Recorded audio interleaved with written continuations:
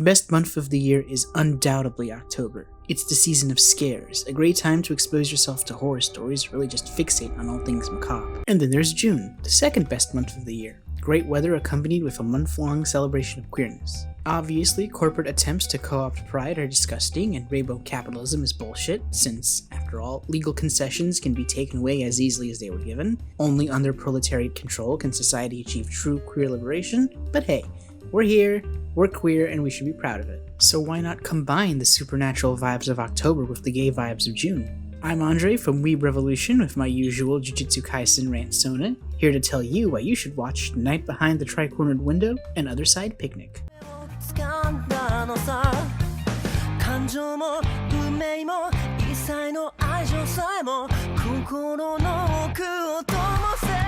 The Night Beyond the Tricornered Window, or as my friends affectionately call it, Tricornered Gaze, offers a story about two men acutely attuned to the spirit world who use their combined powers to perform exorcisms for various clients, removing emotional dregs from departed souls that never entered the cycle of reincarnation. That's the initial premise, but things get more complicated when other spirit users are introduced to the fold, as well as a complex plot involving serial killings, spirit users attacking random people, and even a paranormal cult.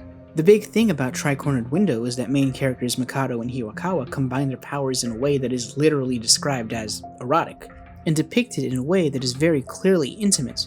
That is part of Tricornered Window's strength. It offers a mature story that features a pretty strong intermingling of queerness and the supernatural, with very unnerving and unsettling imagery at times because, well, it's about ghosts. That's what you're watching it for. However, because of the subject matter, this has the unfortunate effects of some of the early episodes feeling a bit, well, rapey, since main character Mikado is forced to collaborate with exorcisms that leave him feeling terrified and apprehensive of having to look at and fight ghosts.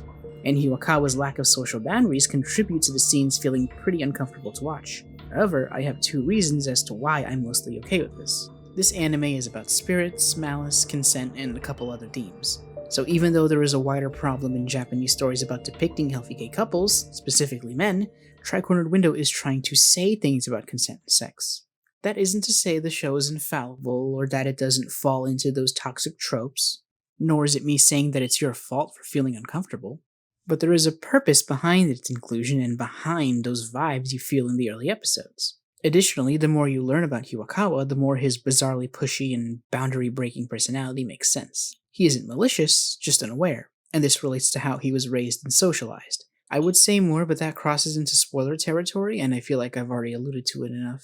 I feel tempted to call him neurodivergent, which would technically be true since his brain is literally wired differently from people who don't have spirit powers, but I doubt the author intended to write him as an autistic person, even if he has the occasional line or two that made me think, oh shit, he's just like me for real. すごい。超能力ですか？何言ってんすか。ただの空気読みでしょ。こんなん。空気読み？母さんってちょっと日本語変だよな。外国育ち？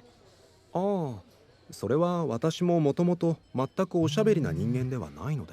Also, Junichi Suwabe is in this anime. He voices a bodyguard character who's low-key the best person in the show.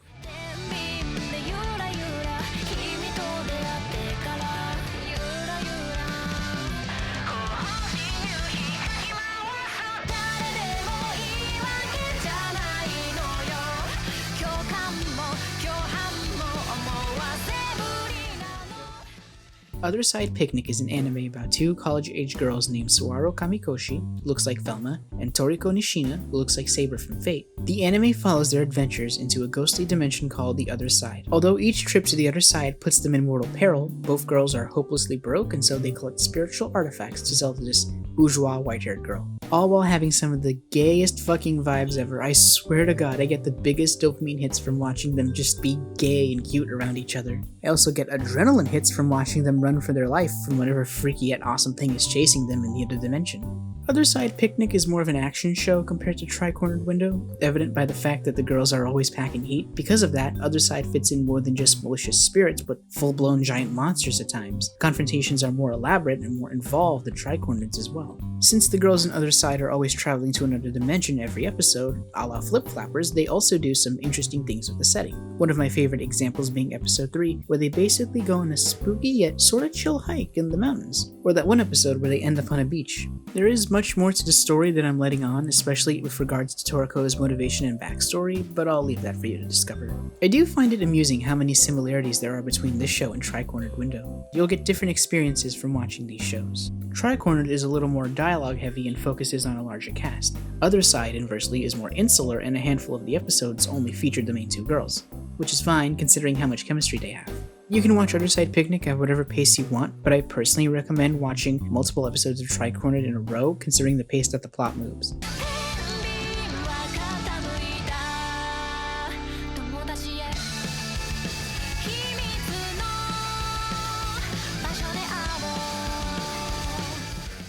By the way, you should watch Jujutsu Kaisen Season 2 when it drops in July. It's also about fighting the paranormal, although the gay stuff in JJK is less in focus. It's there though, and given that the start of the season is going to focus on young Baijo and Gato, you'll get some of that. Since as a wise friend of mine once said, being a man whore after breaking up with your boyfriend is such a bi behavior. Plus, JJK also has Junichi Sawaba in its cast. Anyway, thanks for watching. Happy Pride.